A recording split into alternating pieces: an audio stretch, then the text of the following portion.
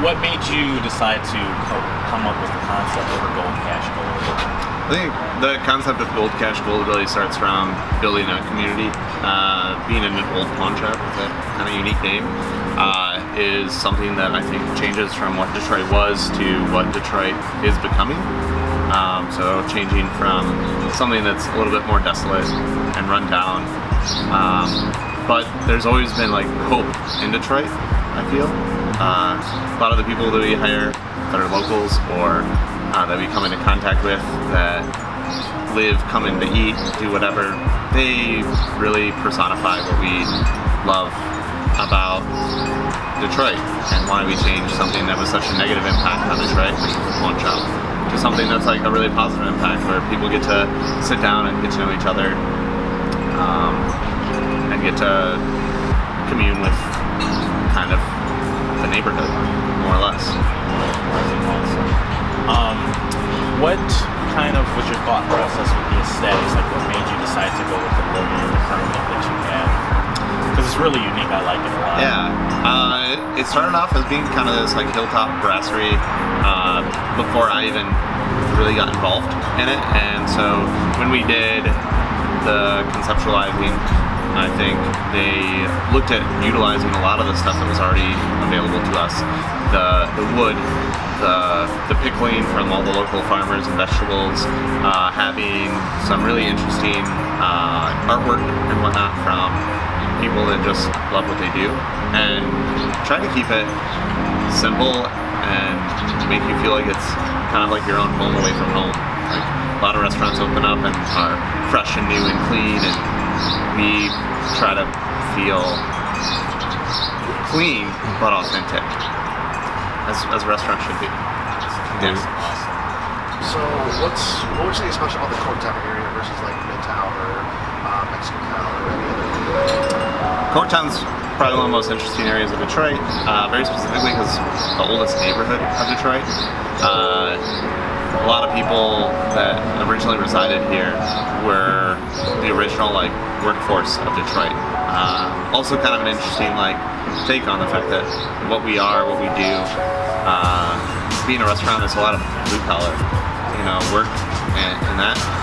But there's also a lot of passion, and I think that you see that Detroit restaurants kind of started a couple doors down. We have Slo's Barbecue, and Slo's really like hit the ground in Detroit and made people want to start coming back to Detroit, and also locals. It was, I've heard many stories of Slo's being open maybe a little too late, with just locals that was the new hangout. It was a new place they could be and be around people they wanted to be around. And I think we look for that. We look for like what Corktown was and the fact that the spark of Detroit oftentimes starts where you eat. Tell us a little bit about your background and like how you get the food and becoming a restaurant here. So I started when I was in high school, was interested in food, but had lots of hang-ups, like working on the weekends. Thought of how much does a cook job pay, stuff like that, right?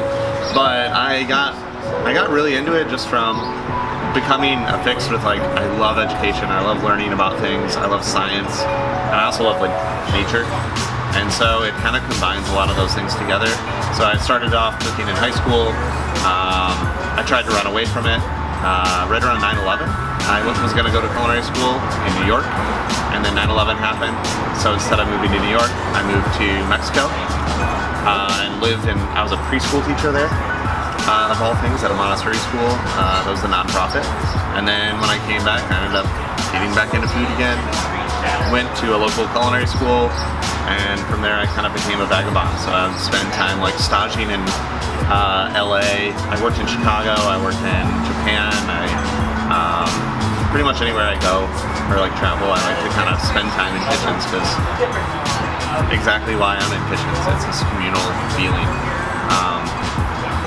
And an 80-hour work week doesn't really feel like an 80-hour work week when you're actually like intrigued, interested, and moving forward with like things that you're passionate about. Do you have any opinions superstars in the world, like the Gordon Ramsays, like the David Changs?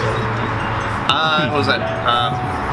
Marco Pierre White, who's one of the first food superstars, has some comments that I feel like I can agree with like celebrity chefs, so to speak.